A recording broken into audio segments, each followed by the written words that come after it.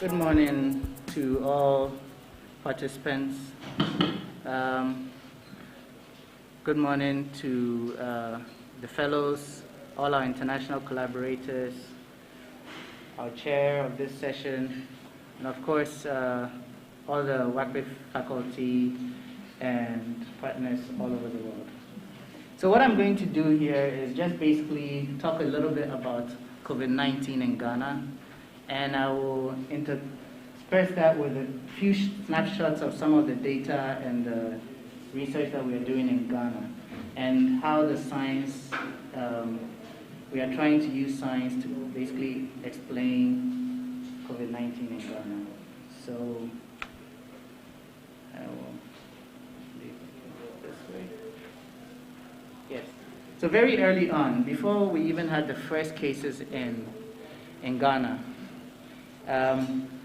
we started thinking of planning ahead on a research protocol, which was a very ambitious and broad research protocol to look at viral sequencing along with host genetic background, also to try to study the host immune responses, also developing a protocol to evaluate rapid antibody kits. This was actually something I had written down before I knew that FDA was trying to do that, and to develop diagnostics for rapid screening of frontline workers and general population, and of course developing pseudoviral assays to evaluate drug screening and neutralization assays. So this was the protocol which basically underpins a lot of what we are doing at WACBIF. So the work that will be that I'll talk about and the work that we've been doing here at WACBIF are basically divided into two broad spheres, which is where we track the virus or where we understand the virus. And we started very early on doing some serological studies. That's trying to look at the prevalence of antibodies to this virus, and also working on some antibody and antigen ELISA. We did some sequencing and molecular epidemiology to try to track the virus. So one, you're tracking the immune response to the virus, the other, you're tracking the virus itself. And what that morphed into, and what we are doing a bit more of, is trying to understand the virus. And so I'll present a few snapshots of some immunological data, and other members of the group will present more in-depth later, and also some virological studies. So, I mean, just to give a brief background on COVID-19, we all know that it's a disease that's caused by the virus SARS-CoV-2, and it's related to the initial SARS virus, which was serious acute respiratory syndrome coronavirus 2. The first one was 1. And initially, the most common symptom in Ghana that resulted in a positive test was loss of smell. From some of the seroprevalence work that we did, we see that the most common symptom in Ghana was probably nothing, and there's a number of other symptoms. Currently, looking at anecdotally from people that we've interacted with, it seems that headache is a very consistent symptom, along with loss of smell. So Ghana was already sort of prepared to be, well, initially for this pandemic, due to the lessons learned from the Ebola outbreak earlier on. So there was already some screening at the airport, and then early on, a team from Noguchi was sent to Dakar to learn how to detect the virus, which is by PCR, and the National Influenza Control Program started testing new arrivals. March 11th, we had the first positive test, which was announced March 12th. Then there was a lockdown, and during the lockdown, the government embarked on what was an enhanced testing program, and that lockdown ended in April when it was confirmed that there was extensive community spread.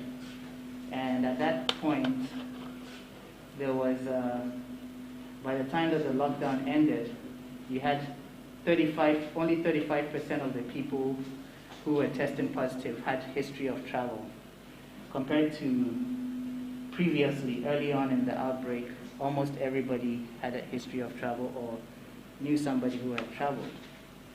And so what we wanted to do was to track the virus, the variants in the virus. So we did 2 batches of sequencing. That was in conjunction with colleagues at Noguchi. And the first batch included some of the earliest. The first batch included some of the earliest samples that were collected in Ghana, including the first patients. And then the second batch was somewhere in June, which at that point we thought was late in the Ghanaian outbreak.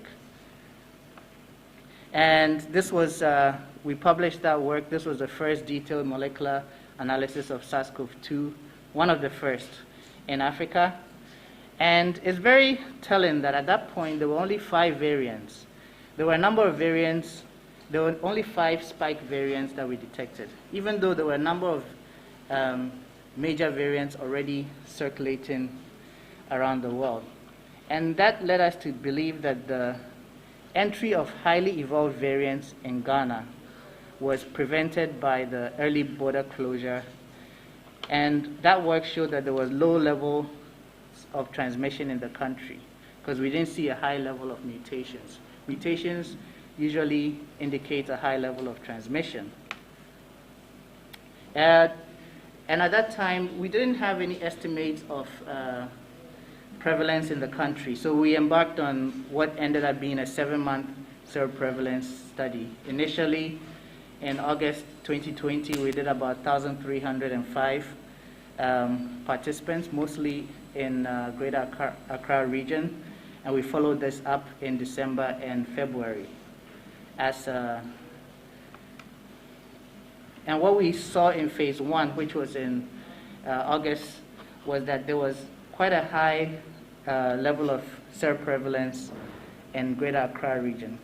I'll just mention that Professor Mutapi talked a little bit on this. We used a similar kit that they used, and we haven't really discussed it, but we had seen that IgM tended to, especially from febrile patients, tended to have some cross-reactivity.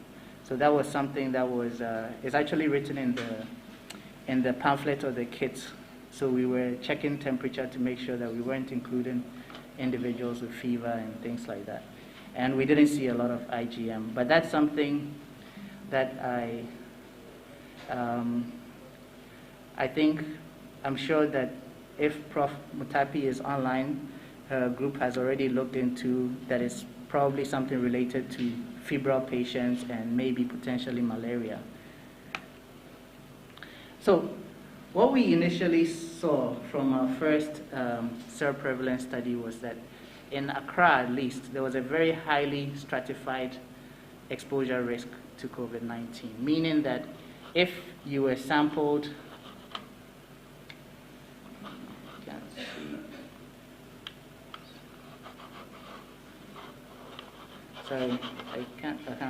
if you were sampled in the market, or if you were sampled in a COVID-19 testing center, if you had, if you were like 41 to 60 age group, or if you worked in the informal sector, you had an elevated chance that you had antibodies to COVID-19, which means that you've been exposed to the virus. If you had tertiary education, high income, and tertiary education, high income, or formal employment, then you had a lower risk of having antibodies to COVID-19. That's shown in this table here. So 9.4 for people sampled in the shopping malls. That represents the higher income bracket, compared to 26.9 people sampled in the markets, representing the lower socioeconomic income. Now, as the pandemic evolved, as the Ghanaian outbreak evolved, we wanted to see whether our seroprevalence results was matching with the clinical results. And what we saw, did I go too far? Yeah. What we saw is that actually, sorry, I think yeah. What we saw is that during our phase 2, I'll go back to that graph in a second. During our phase 2, our wave 2 in Ghana, which was in December going through to February, we actually saw that in the higher socioeconomic brackets, seroprevalence increased from 13% in August to 25% in February. And so that was very reflective of this peak of infections that we were seeing. So it showed that at that point, the level of seroprevalence in the population was so high that that risk stratification was lost, where the higher income earners were no longer having the lowest level of antibodies. That was what we saw from that. And then I'm showing this here. This is from the Ghana Health Service website. And this is taken today, so it shows you the change in the cases as at July 15th. But this is a primer for the next step of the work, which was beyond the first sequencing that we did. We wanted to keep sequencing and track the variant evolution in Ghana over time. And this was very important, especially in January, December, as the cases started to skyrocket. So this is the number of sequences. We have a few more now, but this is the number of sequences that we've done so far.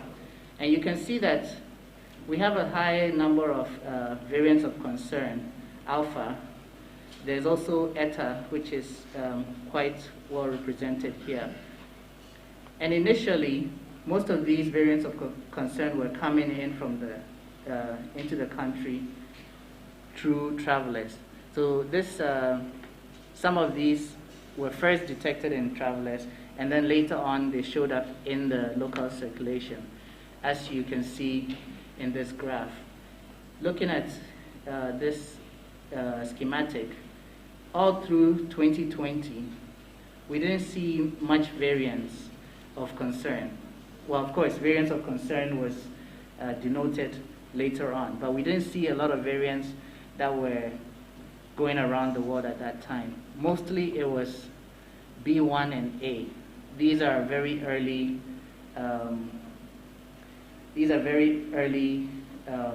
variants of COVID-19, which are not that implicated in serious disease or implicated in high-level transmissions. Now you can see that in December 2020, that's still the case. January 2021 is the first time that we're starting to see the alpha variant. And that maintains its level of dominance in all our sequencing samples all through till, I believe, June 2021. What we saw is that we also had another variant, which is a variant of interest, eta. And you can see, did I remove that picture? So eta variant was actually very prevalent in the northern parts of Ghana, whereas alpha was prevalent in the southern part of Ghana. So what we saw was that there was quite a dynamic in the variants that were circulating in the country at the time. So basically, from initially just 12 transmissible local genotypes circulating in Ghana, we ended up seeing that the virus was evolving, and that was linked to the opening of the borders or the opening of the airports around October. And so as new variants come in, that ends up showing up in the local population. And the dominant variants that are always linked to the waves, as we saw in February. This was dominated by eta and alpha, are imported. They are not locally evolved variants. And here in July, we're seeing a lot of is actually Delta. Of course, the sample size here is quite small for July, but we have data which actually shows that the proportion of Delta in our symptomatic cases are now even more than what you're seeing here.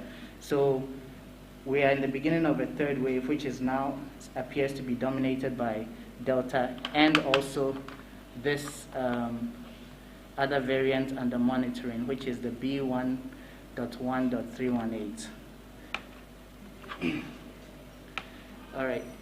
So I already presented this, and we've since gotten some funding from Rockefeller Foundation to continue this work, and we'll be updating in due course what the current seroprevalence in July and beyond is.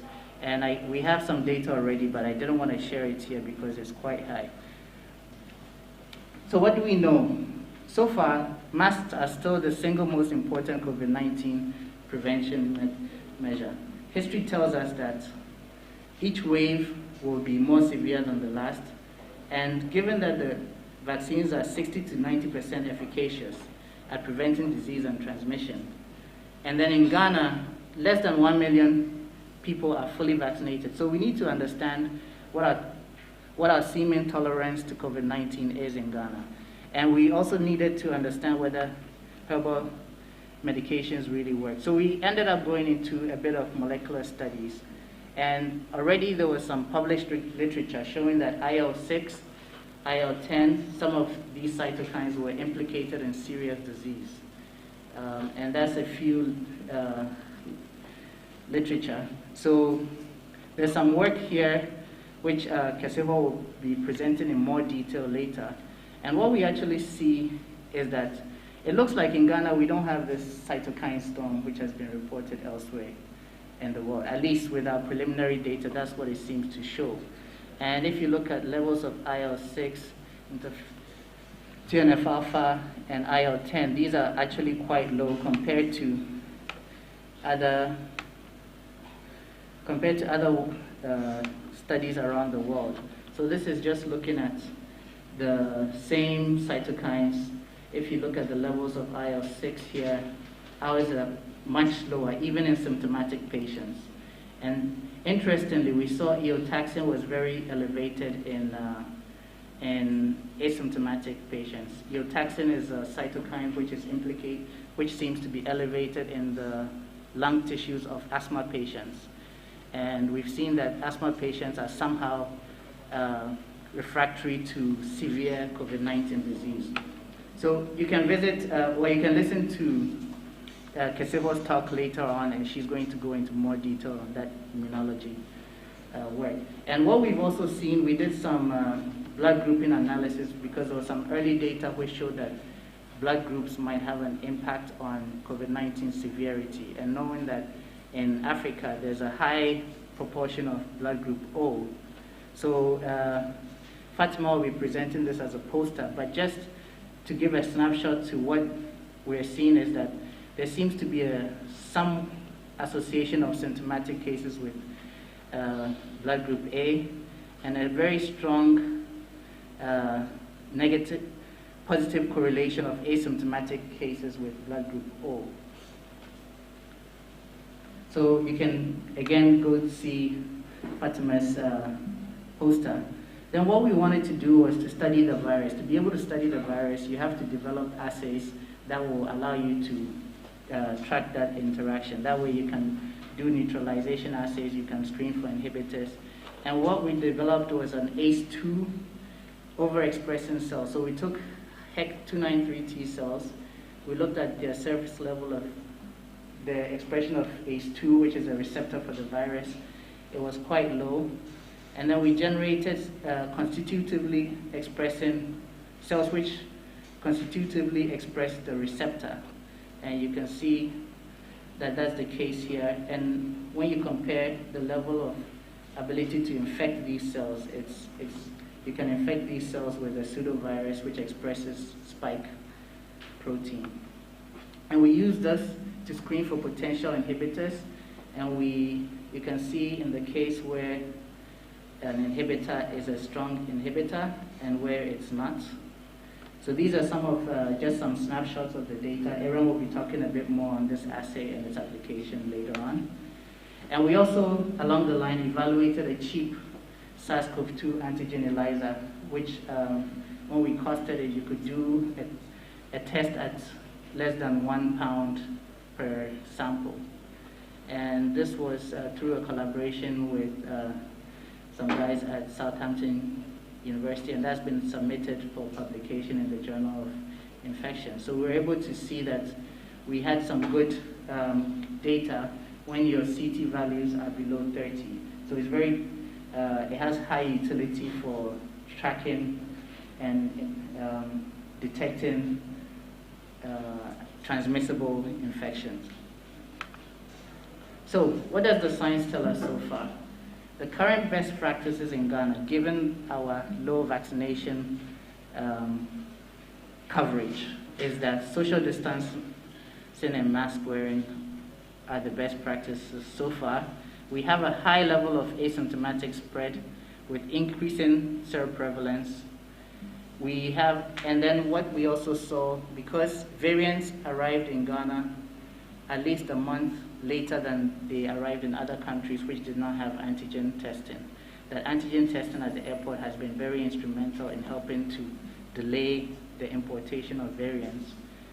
And what we see is that the symptomatic infection waves, one of which we're in right now, are linked to new importations because there are always variants which have already started causing a wave elsewhere in the country.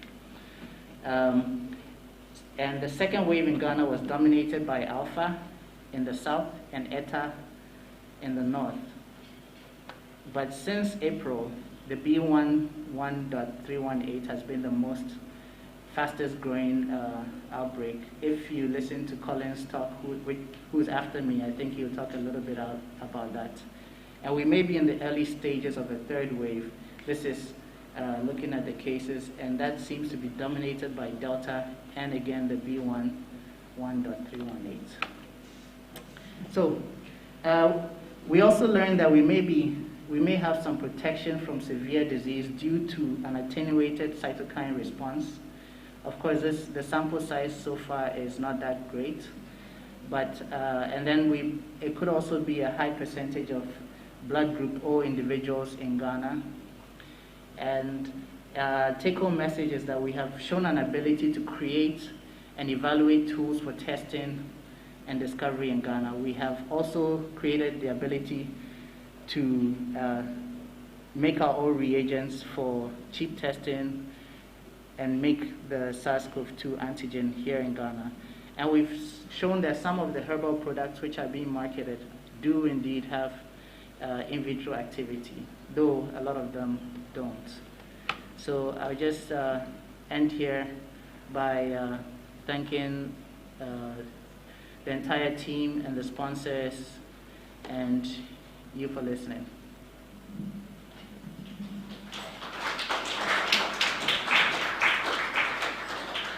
Thank you, Dr. Patrick. Take the questions at the end of the presentation. So we now invite Collins, one of our fellows, visitor, to give us a presentation on genomic evolution of SARS-CoV variants after a year. My name is Collins Misita Moranga.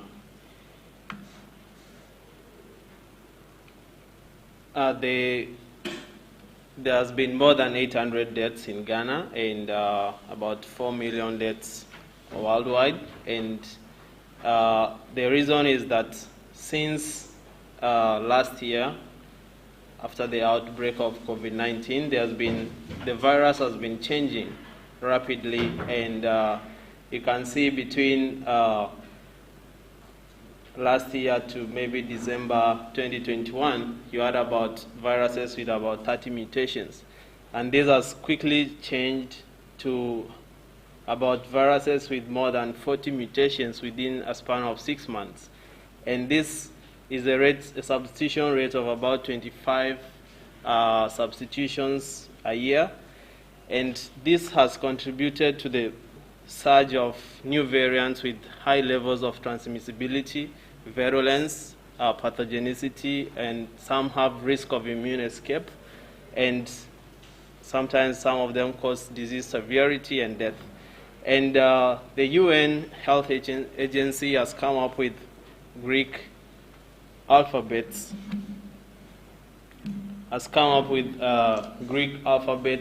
denoting some of these variants so that to reduce stigmatization of various nations. So just to mention that the variants of concern, these are variants that increase transmissibility and virulence of the virus. They include the alpha variant, the beta variant, the gamma variant, and the delta variant.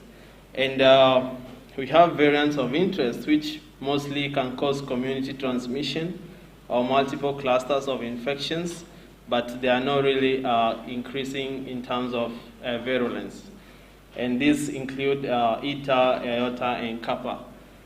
So what we set out to do here at WorkBib was to determine the circulating variants as well as identify some of the variants of concern. We also decided to identify new variants that are in circulation as well as those that are being imported into Ghana, and also to determine the genomic evolution of variants in different regions across the country. So to do this, we sampled local samples, and we sampled across the country from the northern Ghana, central, the Ashanti region, Greater Accra, Eastern, and Bono East. And we also took some 95 samples from travelers and checked the variants. So in total, we've been able to do about 953 sequences.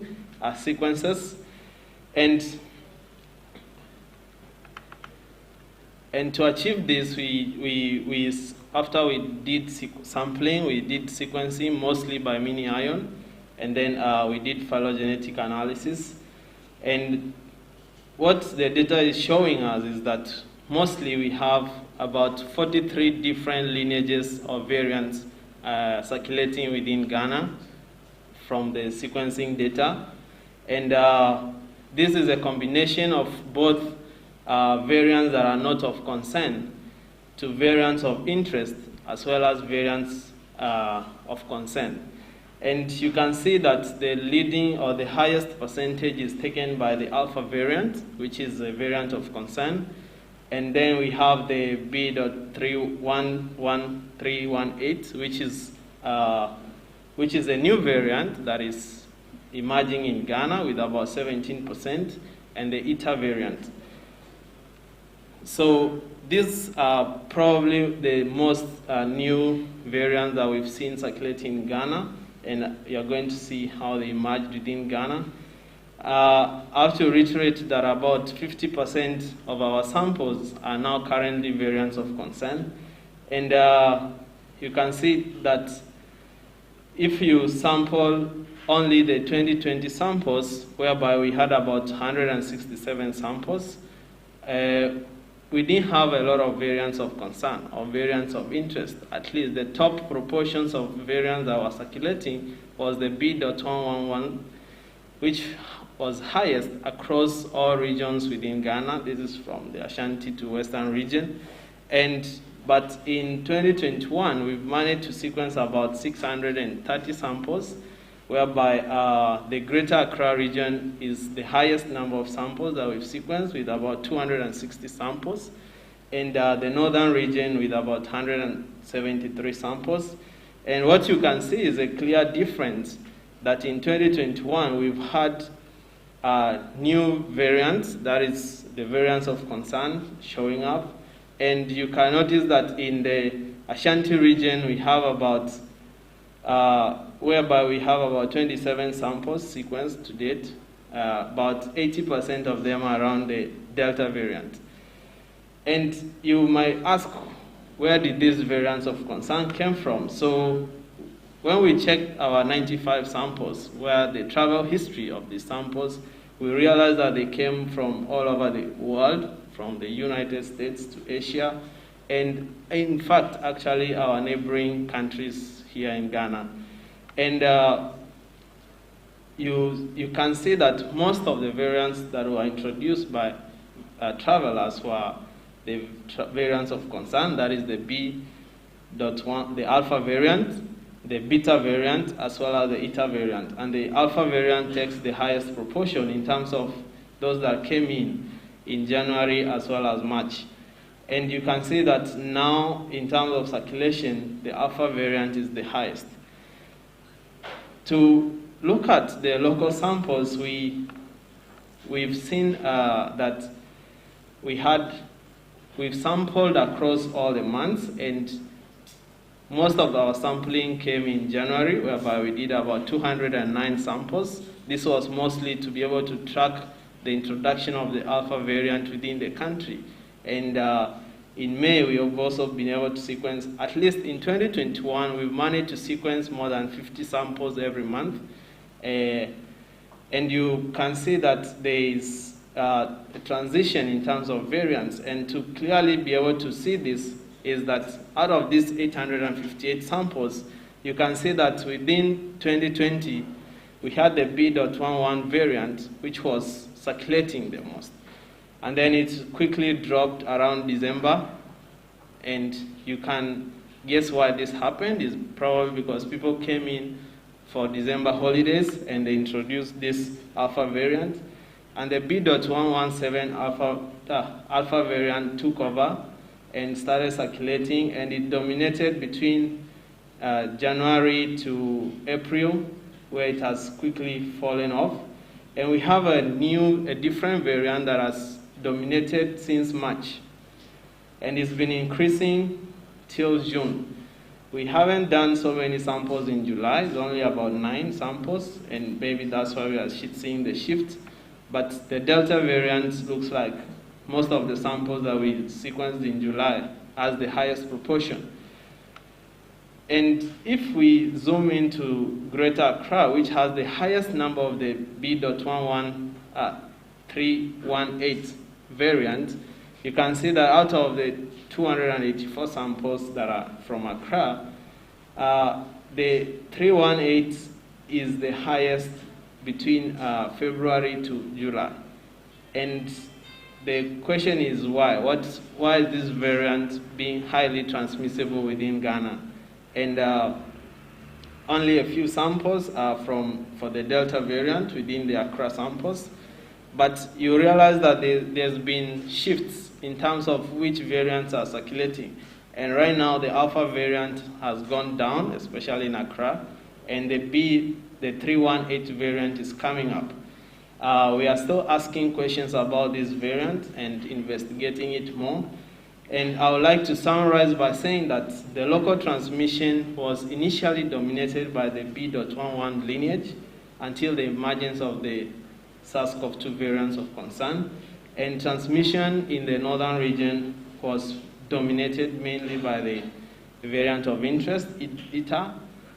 And the Delta variant, which was first detected in May in Ghana, is now leading in July, as we've seen. And air travelers were mostly the major source of variants of concern entering the country. I mean, that's not to say that other ports were also involved in the introduction of these variants of concern. And there are many unique variants within Ghana. As I mentioned, we have about 43 different lineages circulating, and which can indicate that there's an ongoing transmissions and potentially locally seeded outbreaks, such as what we've seen with the B.318 variant. And what we intend to do now is to sequence more samples so that we can track new and emerging variants from different regions, and also to determine whether these variants are of concern or of interest. And also we can continue to liaise with the government in providing real-time information as a research center to influence policy. I would like to acknowledge the different institutions that we've been able to get the samples from, and this is all the way from Accra to Kintampo to Navrongo, all the samples that we've been able to sequence. We acknowledge those labs for providing the samples. We also would like to acknowledge the funders, and then thank you very much. Thank you, Peter. Thank you, Collins, for a very good presentation. This is an exemplary of what the senior members and the students do here at one day. We have time for a few questions.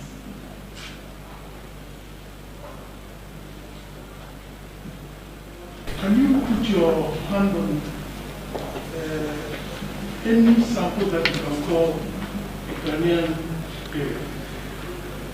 So from the first. Can I ask you one more question? Okay. And then you also said before the first report of conflict in Ghana, you had planned to do studies of virus and then RDGs